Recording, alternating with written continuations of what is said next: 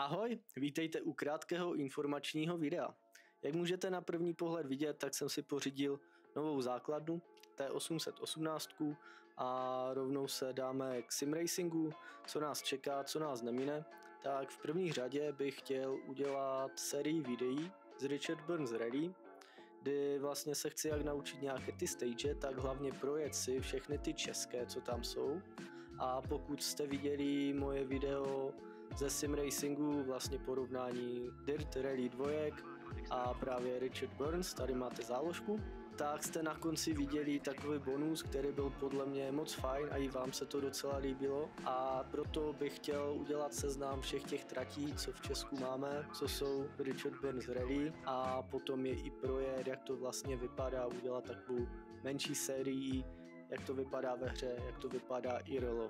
Takže to máme nějaké závodění tady tohle. Asi bych se dal jenom na toho Richard Burns Rally, jelikož je to fajn hra.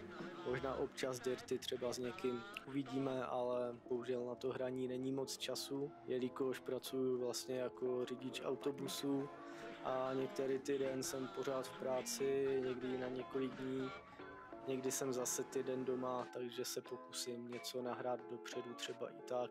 I když tady to mi moc nejde, mám rád radši práci na poslední chvíli. Takže to máme tady tohle.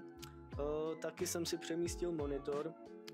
Mám dva monitory, ale jeden herní, který je vlastně 2K, nějaký 1400 Hz, ten mi vlastně visí tady teď na stěně. S tím, že jsem chtěl udělat, že bychom si zahráli třeba tu Assetto Corsu, nebo celkově mě bavily Eurotrack a American Truck simulátory.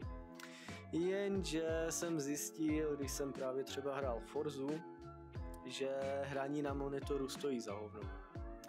Jak jsem zkusil to VR a jak je člověk v tom VR, tak je to úplně jináčí zážitek, než když jenom čumí před sebe na plochý monitor. Jako není to ono a celkově mě ty hry vůbec nebaví, ale vůbec je to takové o ničem.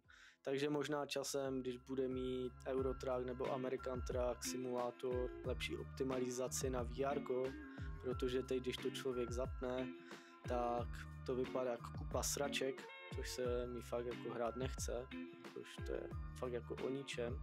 Tak možná někdy příště, nicméně uvidíme, co budou za hry, pořád něco vychází, pořád mám něco v merku.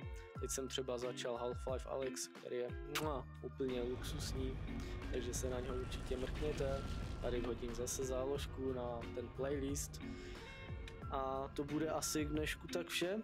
Jak říkám, pracuji jako řidič, takže toho času na hraní moc není, takže ideál nepočítejte s tím, že by vycházelo video nějak co 2, co 3 dny, prostě budu se snažit vždycky nějak jednou týdně o víkendu v sobotu ráno třeba něco hodit, ale neslibuju, že to vyjde vždycky. Po případě zdá se mi fajn taková středa a sobota, ale to jenom když bych měl fakt něco jakože víc nahraného. Omlouvám se, ale ten čas není a děkuju, že jste tady se mnou, díky, že se díváte a že vás můj content baví. Pojďte mi nějaký koment, sami nějaké postřehy a takhle, jsem za to moc rád. Jsem rád za tuhle komunitu, která se pomaličku formuje. Když mluvím ještě o té komunitě, tak jakmile se dám na ty nějaké závody, tak snad dám už dokupy i nějaký ten Discord, takže bychom se tam mohli trošičku dát dokupy jako komunita. Třeba občas najdem i nějaký čas něco zahrát, nebo tam najdete někoho, s kým by se dalo něco zahrát. Takže díky, že jste se dívali a uvidíme se u nějakého dalšího videa.